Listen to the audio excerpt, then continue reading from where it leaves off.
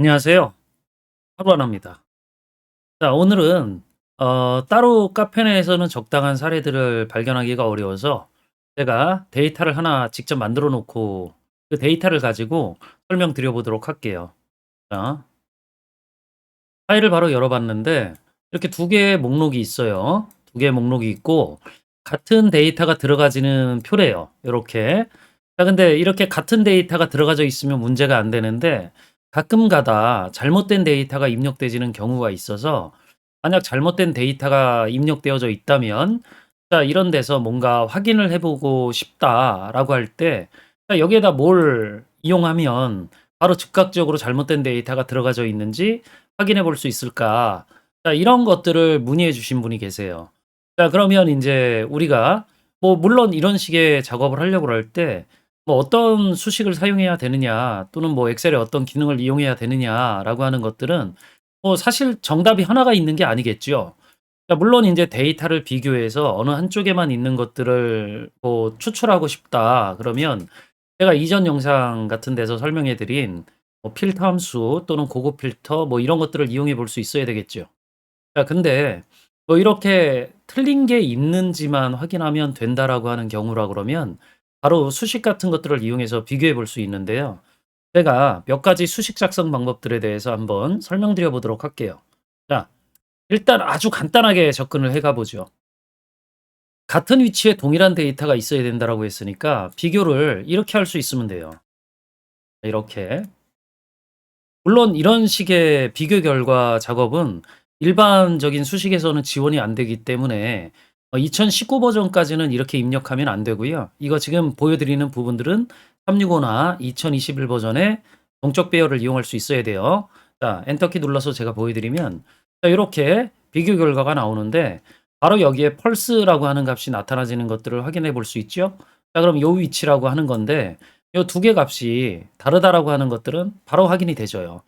물론 뭐 이렇게 굳이 하지 않고 수식을 뭐 여기다 집어넣어 놓고 이렇게 1대1로 비교해 보는 작업들을 해 보셔도 되는데 자, 그냥 틀린 데이터가 있는지 없는지 확인해 보려고 그러면 그런 식의 작업은 좀 번거롭잖아요. 자, 그럼 데이터가 훨씬 더 많을 수 있다라는 걸 가정으로 해서 제가 이런 식의 작업을 했을 때 자, 인제 한번 보세요.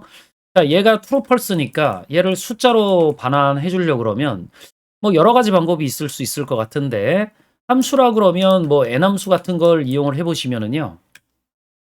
이렇게 논리값이 숫자로 돌려지는 것들을 확인을 해볼 수 있어요. 자, 그러면 이렇게 기본적으로 숫자를 모두 더했을 때 자, 썸이 되겠죠. 이 값이 13 개가 나오는데요. 그럼 당연히 여기 나와져 있는 데이터 개수가 14 개라는 걸 거 아니에요? 자, 얘랑 같은지를 비교를 해 보면 되는데 제가 여기에서 자, 일단 같은지 비교를 해 볼게요. count A 같은 함수를 써서 두 목록 중에 한 범위를 이렇게 선택을 해 보면 엔터키 눌렀을 때 자, 여기 이렇게 나오겠죠. 펄스. 물론 여기 있는 데이터가 달랐기 때문에 제가 이 데이터를 복사해서 여기다 붙여 넣으면 예, 이렇게 나올 거예요. 그 얘기는 지금 모든 데이터가 다 동일하다는 얘기를 하고 있는 거죠. 만약 틀린 데이터가 아까처럼 있으면 실행 취소를 다시 할게요. 해보면 이렇게 펄스 값이 나오니까 데이터가 잘못 뭐 입력되어져 있는 수정된 데이터가 있는지를 바로 확인해 볼 수 있겠죠. 물론 이런 true false라고 하는 것들은 if 함수 통해서 여러분들이 원하는 것들로 바꿔 나가실 수 있기 때문에 자, 이런 식의 수식을 만드실 수 있으면 돼요.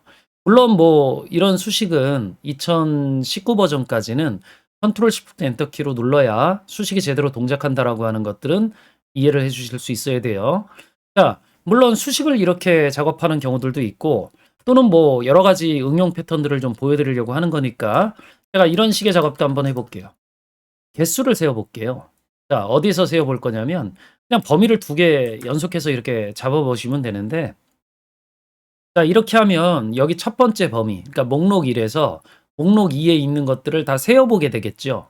자, 그러면 이것도 동적 배열이기 때문에 그냥 엔터키 눌러 가지고 결과 안 나와요. 4위 버전 사용자들은 2019 버전까지는 그렇게 되니까 2021 버전, 365 버전 사용자만 결과를 확인할 수 있다고 생각을 하시면 돼요.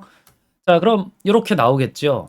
자, 그럼 얘는 어차피 똑같은 결과잖아요. sum 해가지고 아까 같이 count A로 이렇게 매칭 해봐도 되는데, 자, 우리가 이걸 다른 방식으로 생각해 볼 수 있죠.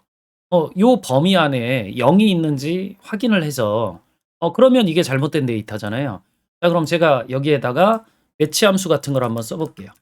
자, 0을 한번 찾아봐라.